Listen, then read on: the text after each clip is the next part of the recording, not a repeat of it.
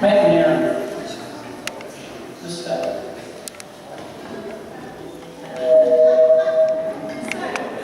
She's ordering me around, yet still.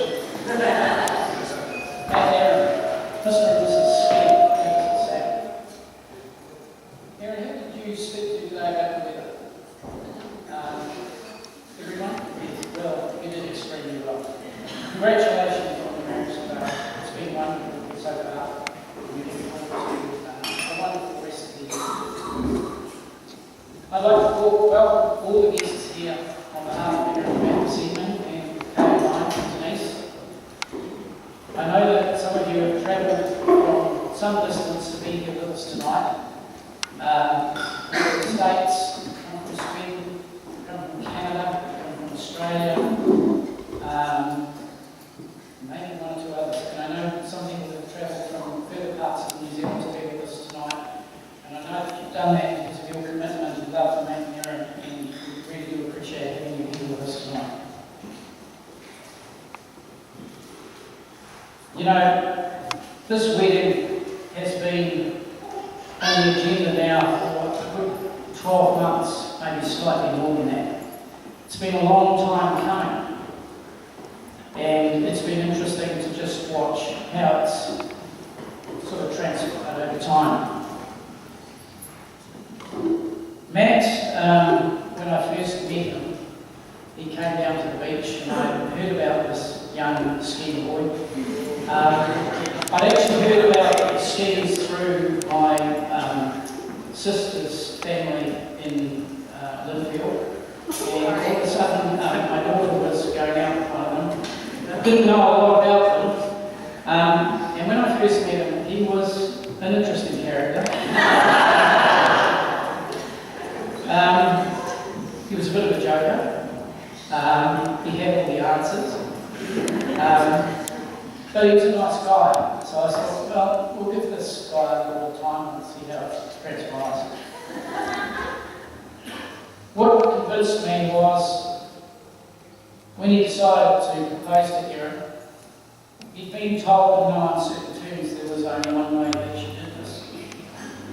And on the pretext of having a cup of coffee in Mount Eden with Matt and Erin one morning, I was taken aside while the girls were talking girls' talk, and he asked me if I had any objections to him asking Erin to marry me. At that point in time, Matt had been at training college and he matured into a young man who was full of confidence. He still knew all the answers. And the interesting thing was that, as it turned out, he worked it out that he proposed on a Thursday night. His birthday was on a Friday night, but it was also the first game of the Rugby World Cup. So that's why I was right, but that didn't worry me too much, and I was more than happy to give him the nod.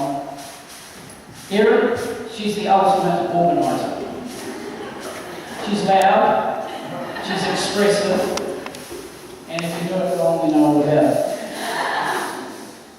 As far as the weddings are concerned, it's been rather interesting. I've been involved, we've been up here for the last 8 or 9 days, and we've been involved in some of the preparation that's gone on. And people started talking about this thing called the run sheet. And I thought, what the hell is the run sheet? Well, it was Erin's program for what needed to be done before the wedding. And there were set times, there were set dates, and there were set tasks. And they were all on the run sheet. And everybody had a name next to them. So if you got a job, you were expected to not only do it, but do it in the time you had to do it, and complete it by that set time. It actually worked really well, I must admit, and I was impressed. But then Erin does everything like this anyway. She's the quiet one in the family. Well, so I thought. She had 2 brothers and a sister. She wasn't going to be left behind. She had 3 teachers.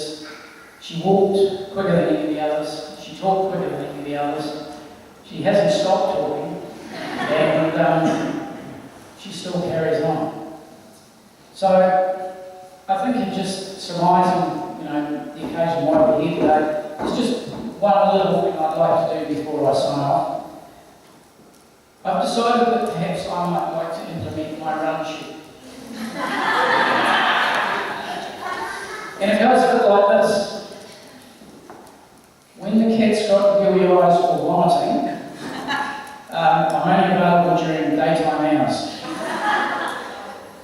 If you require firewood, I need probably 6 months' notice rather than 7 days. If Matt's unwell, I'm available 24 hours a day. Phone calls in the middle of the night are not unusual.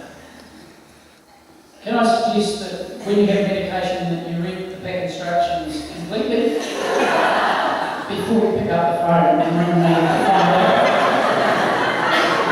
whether the pill's going to work? GST, I'm only going to do that 6 monthly. And we're going to restrict night calls to certain hours. In summary, it's been wonderful to be part of today. We've looked forward to it for a long time. Erin and Matt have got some wonderful friends. Kay and I have had the privilege of meeting most of these young people at some stage in Hawaii, and they spent some time down here last Christmas.